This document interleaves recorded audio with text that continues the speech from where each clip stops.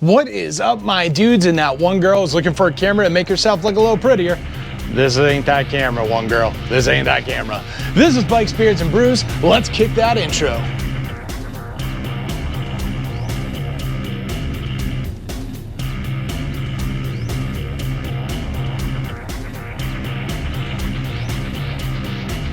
Hey guys, welcome back to the channel. Before we kick this one off, make sure you like, comment, subscribe, hit that bell notification.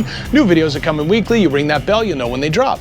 Let's get the other stuff out of the way. Want to save 10% on a Cardo communicator or some Beyond Riders gear or Kemimoto gear? Then you should check my referral links down below. Want to support me and all my do-gooderness like these cool guys here? Bam! These should become part of the Brew Crew and join the coffee page down below. Want to know why I'm asking you for money? Well, next to those 10,000 Amazon affiliate links that also go to a good cause is a link to a video explaining what I do with your money. Get it, got it, cool. Let's move on.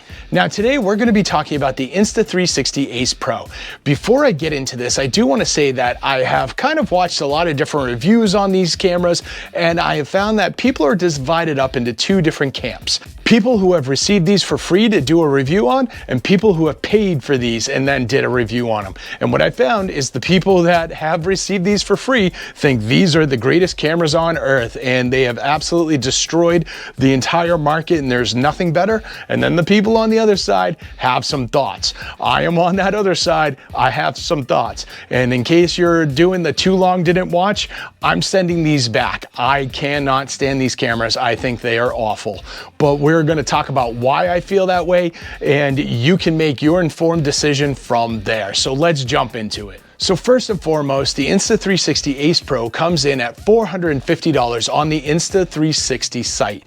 Now that compared to the GoPro Hero 12, which comes in at $350, and the DJI Osmo Action 4, which comes in at $300. So this is $150 more expensive than its closest competitor, and it is labeled as a premium action camera. It is meant to be the GoPro killer, and I just don't agree. And that's what we're going to chat about, because there's a lot of problems to this, and I think a lot of this hasn't been talked about. Some of it has, and I will share with you some videos that I think you should check out to get a little more detail.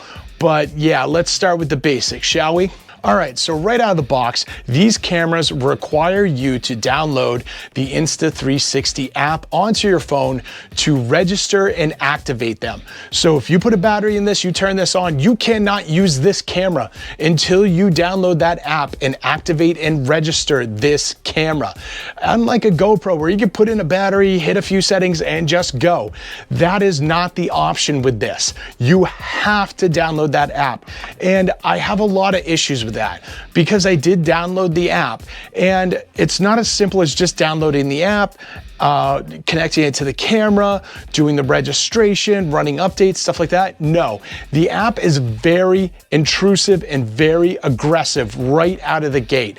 To use the app, you have to give permissions for Wi-Fi, GPS, photos, video, music, audio. That is a lot of stuff just to turn on this camera. Now, in fairness, GoPro, if you're using the app, it's going to ask for various permissions, but those are permissions that come in steps. So like, for example, my GoPro right here, I'm controlling it through my phone. I have my phone right here. To do that, I need to give GoPro Wi-Fi permissions. However, I don't do any sort of data transfer or anything between my GoPro and my phone, so I don't have to give it access to any of my file systems. This you do right out of the box. That is a huge red flag, especially being that these are just laden with AI technology. There's probably some AI in that app, and it's from an AI company.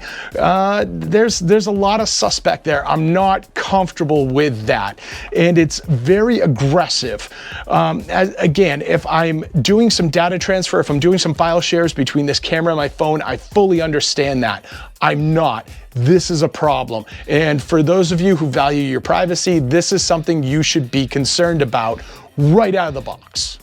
All right, so moving on. My next issue is these camera lenses are not replaceable by the user. So if you crack this lens, you have to send it back to Insta360. For the first year, they will replace it for free, but you will pay for the cost of shipping. From what I understand, at least from New England, the cost of shipping is about 12 bucks.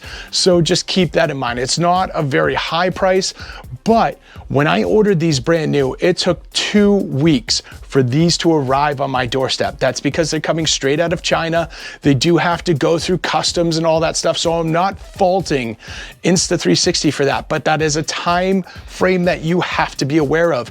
And if you crack these lenses, that's a time frame you have to be aware of, because if you're sending them back, it's probably gonna take about 2 weeks to get there. And then even if they grab that camera straight out of the box right when it hits their like dock and they replace the lens, 24-hour turnaround, and they send it back out, that's gonna be another 2 weeks. If this is your only camera and you are putting out regular content, be it YouTube, like Instagram, anything like that, and you're using this camera and you don't have a backup, you are going to be down for about a month. And that is crazy. Now, that being said, GoPro Hero 8, that's what I started on, did not have removable lenses. I used a little bit of protective glass. I used tempered glass. I have it on these right now. This is just tempered glass on every single screen.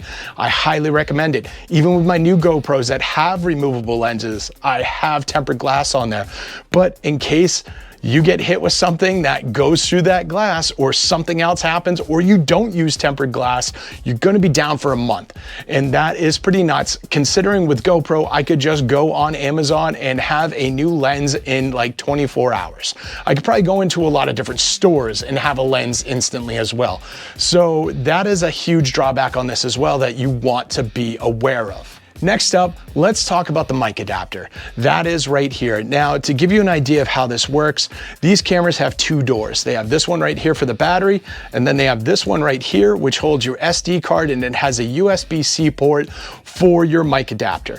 Now, this door is removed, and then the mic adapter is popped on. This mic adapter sits very snug. I have no issues with that. I think that is great. My problem is you've got your mic adapter here, you've got a USB-C port. When I saw this, I was like, great. I'm somebody who doesn't take my SD cards out of my cameras. I plug my camera into my computer, I do the data transfer, and then I disconnect my camera and I format my SD card from my camera, so my camera is handling the format.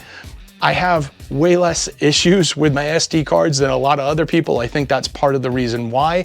I don't know, maybe I'm just lucky. We'll knock on wood. But that is what I do. So when I saw this, I was like, great. Plugged in my USB-C, you cannot data transfer for this. This is only for power. So you can charge your battery with this. You can run the camera without a battery as long as you have a USB-C power cable plugged in here, but there's no data transfer. I reached out to Insta360 and I said, hey, this is kind of a problem. And their response was, yup. Like, not like, oh, we're working on like some sort of software update where you'll be able to do this in the future.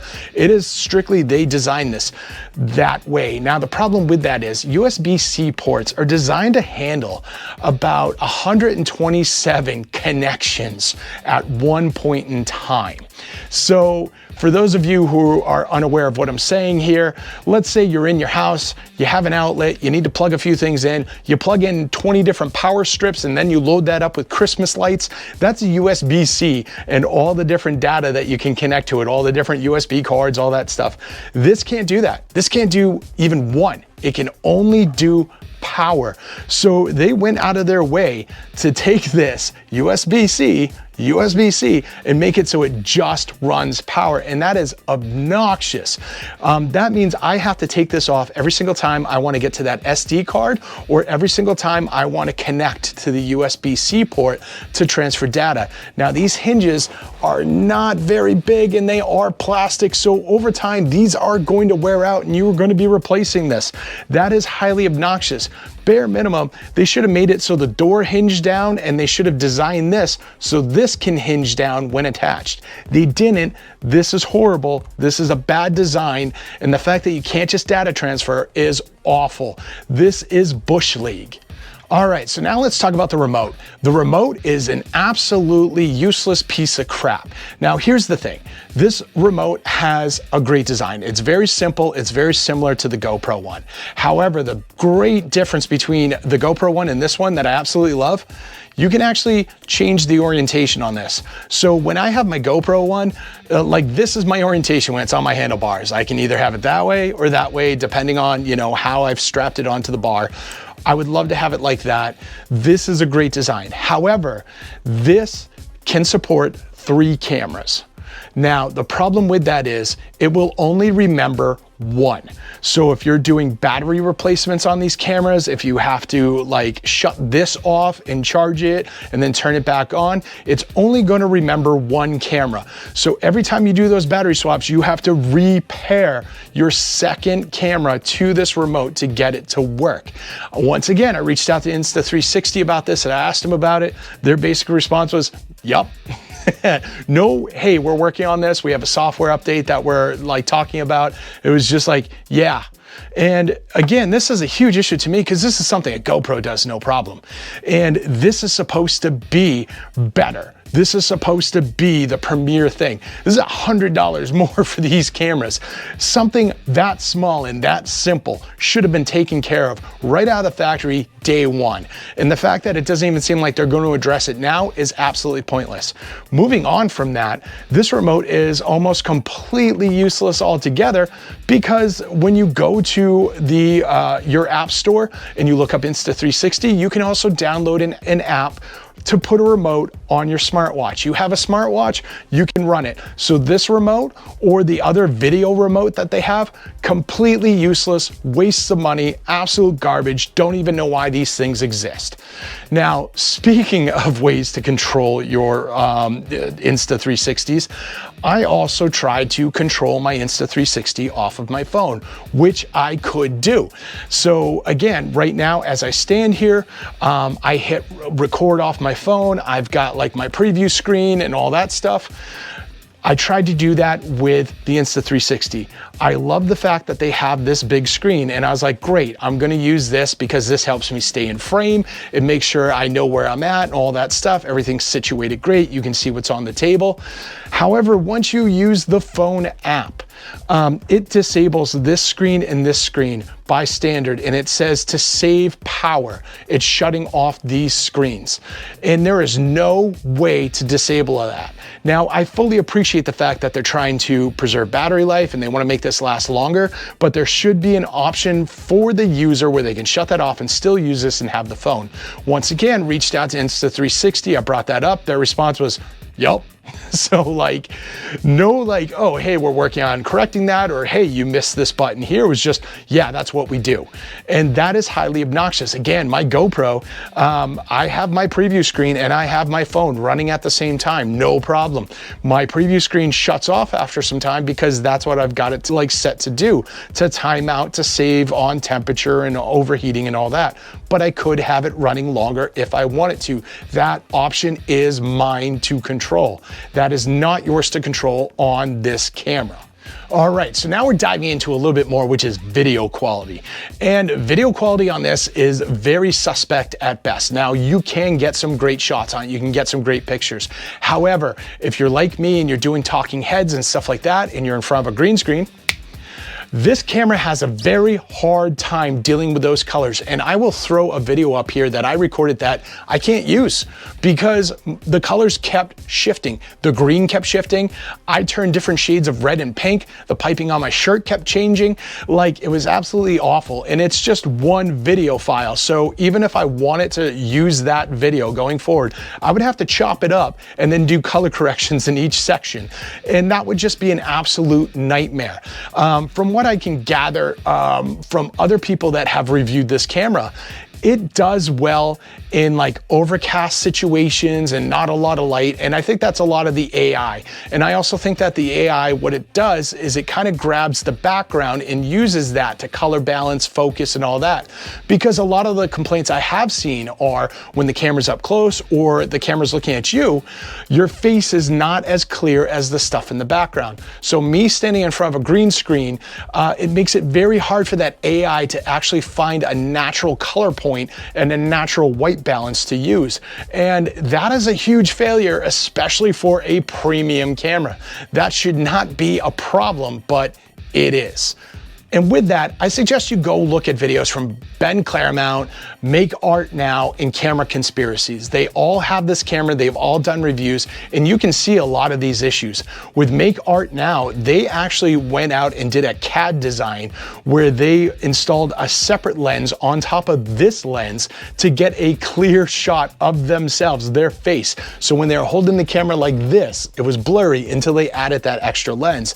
It was either them or Camera Conspiracies that did talk to Insta360, who said that that's a known issue and they're working on lenses that you can purchase and install yourself to have a clearer picture.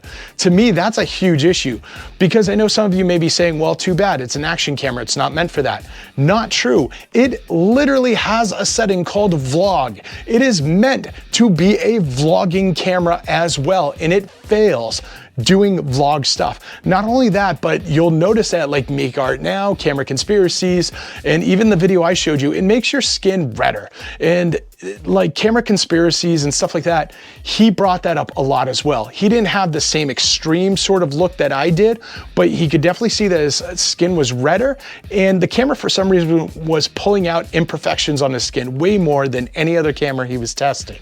And that was a huge issue with him that he was having, he just did not like, he couldn't get on board with. So, I mean, overall, this thing doesn't really know how to deal with people, and that's kind of a problem. I mean, it looks great when you're running down a trail and like, you know, trees and action and all that.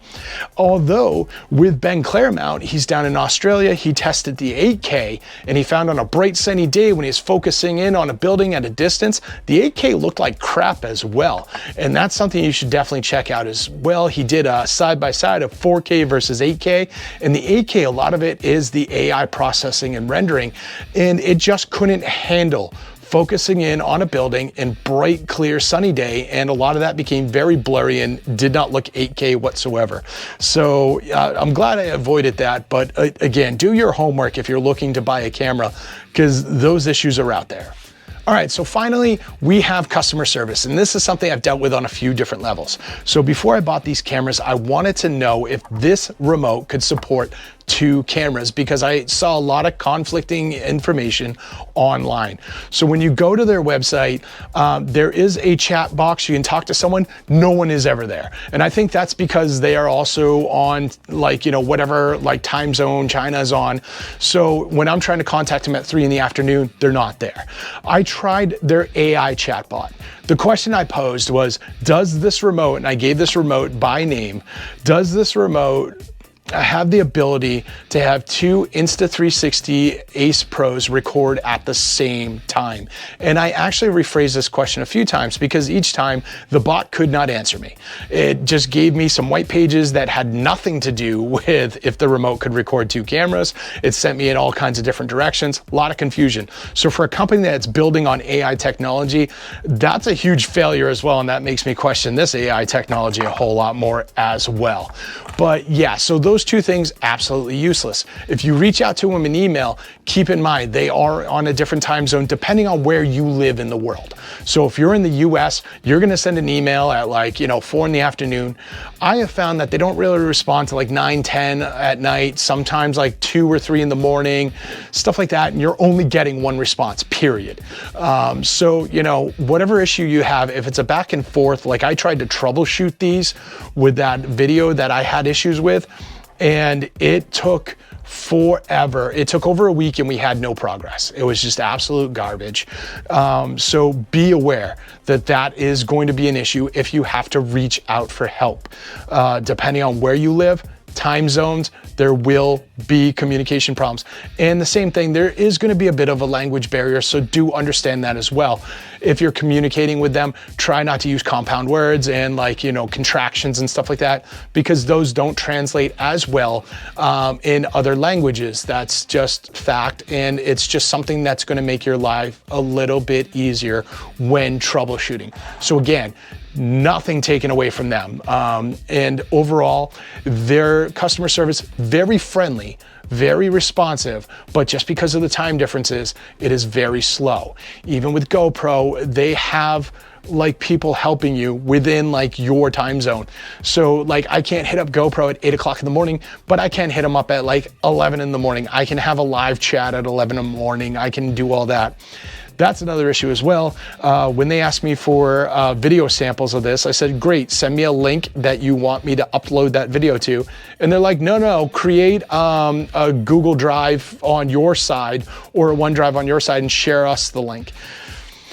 I don't like that. I don't like that. And especially with like GoPro, I've had issues with them before and they're like, here's a link, upload your pictures here so we can take a look at it. Yep, there's a problem, we're gonna fix it. So the fact that they don't have any sort of host server that I can upload to makes me question the size of the company and the professionalism of the company. Again, very polite people, but there's a lot of red flags when it comes to these cameras and the company in general. So that's what I've got. What do you guys got? Sound off below. Do you have this camera? Do you like this camera? Did you pay for this camera and you like this camera? Are you looking into it? Have you thought about it? Like, is this kind of scaring you away? Are you gonna do your homework? Let's have a conversation in the comments down below. And don't forget to like, comment, subscribe, share this video with friends, share it with family, share it with that one dude you know who's got a free camera and is like, this is the best thing in the entire world. He loves this stuff, trust me. And I'll see you all on the flip side.